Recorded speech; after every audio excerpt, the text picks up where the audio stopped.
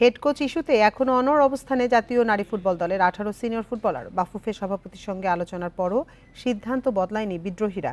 শনিবার 2 দফা অনুশীলনে যোগ দেননি সাবিনা ঋতুরা। হেড কোচ অবশ্য তাদের ছাড়াই অনুশীলন শুরুর অপেক্ষায়। তবে নারী উইংয়ের চেয়ারম্যান সংকট সমাধানে আশাবাদী।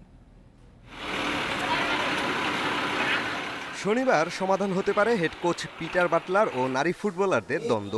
দিনভর এমন গুঞ্জনই মেলেছিল ডালপালা।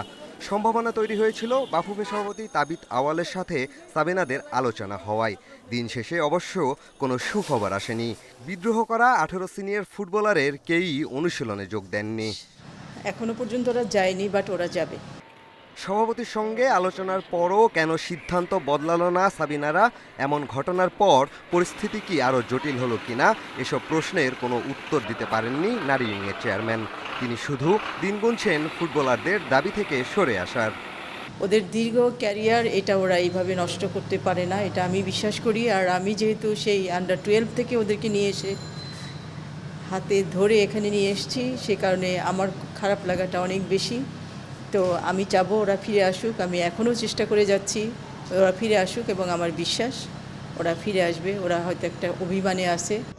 26 ফেব্রুয়ারি ও 2 মার্চ আরব আমিরাতের বিপক্ষে নারী দলের প্রীতি ম্যাচ। সাবিনা সুমাইয়ারা যোগ না দিলেও থেমে নেই পিটার বাটলারের প্রস্তুতি। শনিবার বাকি 37 ফুটবলারদের সকাল দুপুর 2 বেলায় অনুশীলন করিয়েছেন তিনি।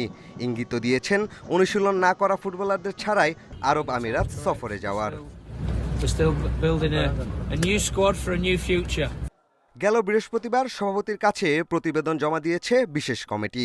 তবে পরবর্তী করণীয় পরিষ্কার করেনি বাফুফে। সমস্যা সমাধানে কত সময় লাগে এখন তারই অপেক্ষা। পিয়াস সাহা, ইন্ডিপেন্ডেন্ট নিউজ, ঢাকা।